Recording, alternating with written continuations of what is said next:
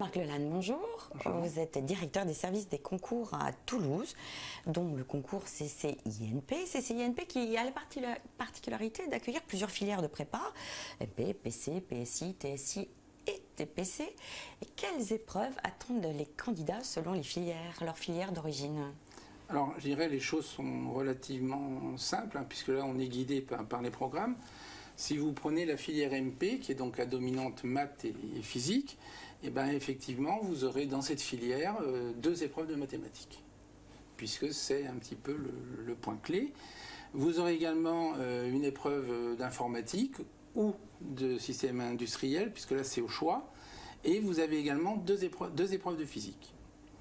À l'instar de ça, si vous prenez la filière PC, donc PC physique-chimie, alors chez nous il y a deux catégories, PC physique-chimie à dominante physique ou PC à dominante chimie, et bien là vous allez vous retrouver avec une épreuve de maths, mais par contre vous aurez une épreuve de physique, une épreuve de chimie, et vous aurez une épreuve de modélisation dite des systèmes physiques ou chimiques. C'est-à-dire que la modélisation portera soit sur des aspects plutôt tournés vers la chimie, soit sur des aspects tournés vers la physique.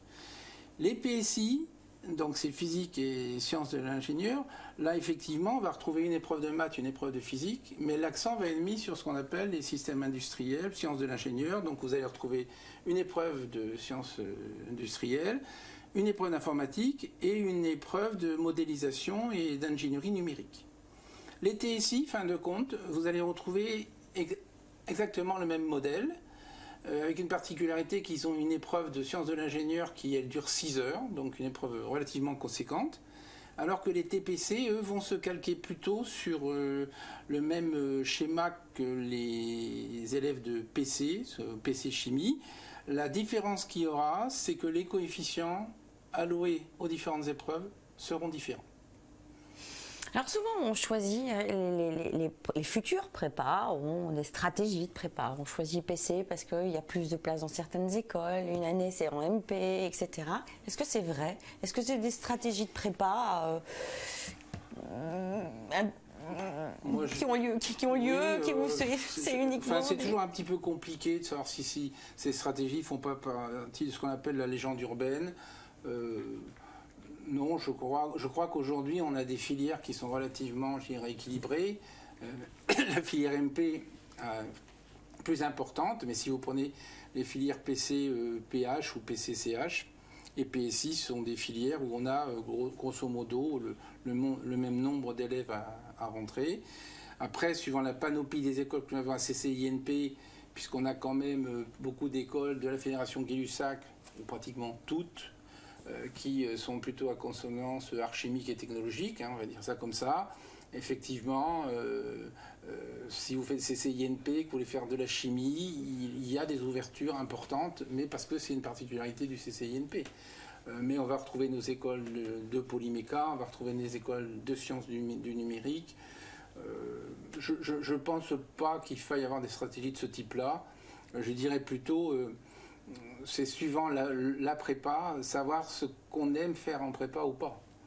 Donc c'est utopique de croire que PC est plus simple que MP, etc. Complètement, ça je pense c'est complètement utopique. Est-il possible pour un candidat de prépa en MP de s'inscrire sur un concours PC? Non. D'accord. Ça c'est... C'est forcément lié à sa filière de prépa. C'est forcément lié à sa filière. Alors, attendez, un élève de MP peut très bien passer un concours PC.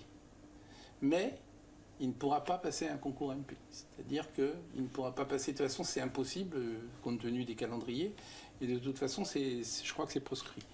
Mais on peut s'inscrire sur une autre filière, sur un autre concours. Tout à fait s'inscrire sur un autre concours. Il y a des étudiants souvent, des étudiants d'ailleurs étrangers, des étudiants du Maroc, qui sont plutôt à consonance MP, mais vont aller s'inscrire en PSI.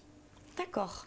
Donc on peut très bien choisir aussi PSI, TSI en venant de MP. Mais c'est vrai, mais c'est quand même relativement compliqué parce qu'il y a des spécificités et dans les classes préparatoires, vous êtes quand même entraîné au type d'épreuves qui vont arriver dans les différentes filières.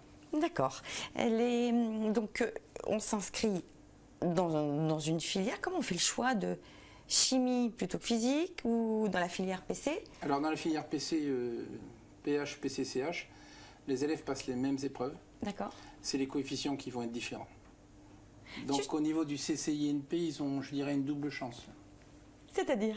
C'est-à-dire qu'ils passent les épreuves et ils peuvent très bien être admissibles en PCPH ou en PCCH, mais ils peuvent être non admissibles en PCPH de par le jeu des coefficients, mais admissibles en PCCH. Justement, les coefficients varient. Ça n'est pas trop le cas dans votre concours, mais ça arrive que les coefficients varient. Pourquoi les coefficients varient-ils à quelques années près? Ça, en fait, ça vient souvent de discussions qu'il y a entre les opérateurs de concours et les écoles.